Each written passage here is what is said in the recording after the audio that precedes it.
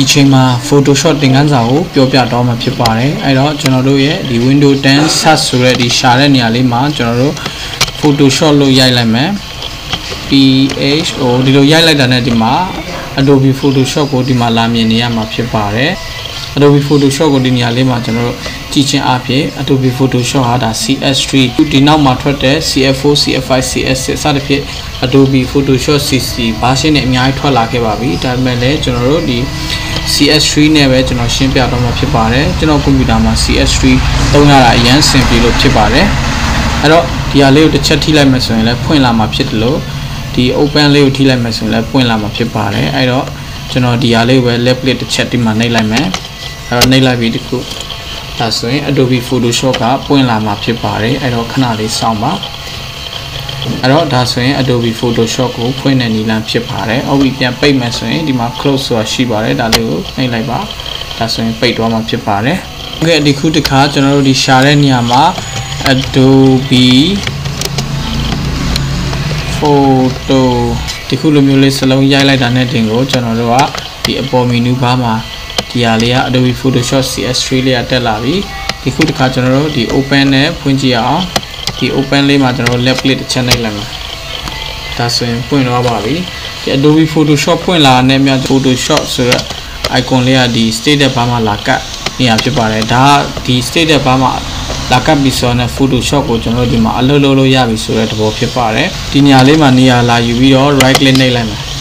နှိပ်လိုက်ပြီးတော့ကျွန်တော်တို့ဒီ pin to text bar ဆိုတာလေးကိုနှိပ်လိုက်မယ်ဒီရဲ့သဘောတရားကျွန်တော်တို့ဒီ status bar မှာအတေထားလိုက်မယ်ဆိုတဲ့သဘောပါအဲ့တော့ဒီ pin to text bar ကိုကျွန်တော်တစ်ချက်နှိပ်လိုက်ပါပြီဒါဆိုရင်ဒီခုဒီ close လေးနဲ့ပြန်ပိတ်ကြည့်လိုက်ပါမယ်ဒါဆိုရင်ကျွန်တော်တို့ကဆော့ဆော့ Photoshop ကပိတ်သွားတာဖြစ်ပါတယ်ပိတ်သွားပြီမဲ့လည်းဒီtext bar ပေါ်မှာကျွန်တော်တို့တခုလိုကြံနေတာလေးကိုတွေ့ရပါမယ် pin to text bar ရဲ့သဘောတရားဒါလေးပဲဖြစ်ပါတယ်အဲ့တော့ကျွန်တော်တို့ Photoshop ကိုဖွင့်မယ်ဆိုရင်တကူးတကကျွန်တော်တို့ဒီ search box ကနေနာမည်လာရိုက်နေစရာမလိုတော့ပါဘူးဒီနီလန်းကဟုတ်ပြီတခုကျွန်တော်တို့ဒီ pin to text bar မှာရှိနေတဲ့အရာကို left click နဲ့ချက်နှိပ်လိုက်မယ်အဲ့တော့ဒီနေရာလေးမှာနေရာလာယူပြီးတော့ left click နဲ့ချက်နှိပ်လိုက်မယ်ဒါဆိုရင် Adobe Photoshop ကိုဖွင့်တော့မှာဖြစ်ပါတယ်ဖွင့်ပေးတာဖြစ်ပါတယ်ဒါဆိုရင် Adobe Photoshop ကဖွင့်လာပါပြီโอเคကျွန်တော်တို့ဒီခုတစ်ခါဒီ close ကိုမလုပ်ခင်မှာကျွန်တော်တို့ဒီ Photoshop ရဲ့ icon လေးကိုပဲကျွန်တော်တို့နေရာလာယူပြီးတော့ right click ပြန်နှိပ်ပြီးတော့ဒီ unpin from text bar ဆိုတဲ့သဘောတရားကိုပြန်နှိပ်မယ်သဘောတရားကဒီ text bar မှာမထားတော့ဘူးဆိုတဲ့သဘောဖြစ်ပါတယ်ဒါကိုနှိပ်လိုက်ပြီဟုတ်ပြီနှိပ်ပြီးတော့ပြီမဲ့လောလောဆယ်ဒီမှာရှိနေတဲ့သဘောတရားဒီကျွန်တော်တို့ဒီ status bar မှာဒီလိုနေရာလာယူတာဖွင့်ထားတယ်ဆိုတော့အဓိပ္ပာယ်ပဲရှိနေတော့ဖြစ်ပါတယ်အဲ့တော့ဒီဟာလေးကိုကျွန်တော်တို့ဒီ down လေးကဒီ close လေးလာနှိပ်လိုက်မယ်ဒါဆိုရင်ကျွန်တော်ပိတ်သွားတဲ့တပြိုင်နက်ဒီ status bar မှာဒီ Photoshop အလုံးမလုပ်တော့ဘူးဆိုတာကိုကျွန်တော်ချက်ချင်းတွေ့ရမှာဖြစ်ပါတယ်ခုတစ်ခါတည်းခုလိုရှာတဲ့နေရာမှာ Adobe Photoshop လို့ရိုက်လိုက်မယ်ရိုက်ပြီးတော့ဒီခုလိုပေါ်လာပြီဆိုရင်ဒီနေရာလေးမှာကျွန်တော် right click နှိပ်မယ်နှိပ်လိုက်တဲ့အချိန်မှာဒီမှာ open file location ဆိုတာကိုကျွန်တော်ဆက်သွားမယ် open file location လို့ဆက်သွားတဲ့အချိန်မှာဒီမှာ Adobe Photoshop ရှိတဲ့နေရာကိုကျွန်တော်ဒီနေရာကိုလာရောက်လာတာဖြစ်ပါတယ်အဲ့တော့လောလောဆယ်တောင် minimize နဲ့ခဏလောက်လိုက်ကြည့်လိုက်မယ်ဆိုရင်ဒီ desktop ပေါ်မှာကျွန်တော်တို့ဒီ Photoshop ကိုချက်ချင်းလာဖွင့်မှ icon မရှိသေးဘူးဖြစ်နေပါတယ်အဲ့ဒီဘောတရားအရာကျွန်တော်တို့ကPhotoshop icon လိုချင်တာဖြစ်တဲ့အတွက်ဒီခုဆော့ minimize လုပ်ထားတဲ့နေရာကိုပေါ်လာပြီးဒီနေရာရောက်ပြီးချက်ချင်းသူက select ပြီးသားဖြစ်လို့ကျွန်တော်တို့အဲ့နေရာပေါ်မှာ right click နှိပ်လိုက်မှာ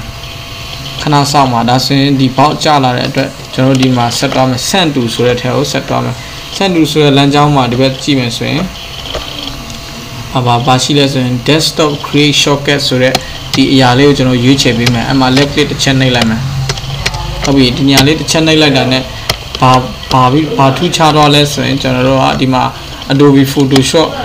icon လေးကကျွန်တော်တို့ desktop ပေါ်မှာရောက်ချလာပြီဖြစ်ပါတယ်အဲ့တော့ကျွန်တော်တို့ Photoshop ဖွင့်ပိတ်လုပ်ဖို့အတွက်ကိုဒီနေရာလေးမှာကျွန်တော် left click နဲ့ချက်နှိပ်လိုက်ပါဒါဆိုရင်ကျွန်တော်တို့ Adobe Photoshop ကဖွင့်လာပြီဆိုတဲ့သဘောတရားဖြစ်ပါတယ်အဲ့တော့ဒီ status bar မှာ Adobe Photoshop လာကတ်လာတယ်ဒီမှာလာကတ်လာဒါ Adobe Photoshop ကအလုပ်ခိုင်းနေပါပြီဆိုပြီးတော့သူညွှန်းပြတာဖြစ်ပါတယ်အဲ့တော့ကျွန်တော်ပြန်ပိတ်မယ်ဒါဆိုရင်ကျွန်တော်တို့ဒီဗီဒီယိုကတော့ Adobe Photoshop ကိုအဖွင့်အပိတ် ဘယ်လိုအတုံးချမယ်ဆိုတာကိုယ့်လက်ထဲမှာရောက်လာမှာဖြစ်ပါတယ်ကျေးဇူးအများကြီးတင်ပါတယ်နောက်အပိုင်းမှာဆက်တွေ့ရအောင်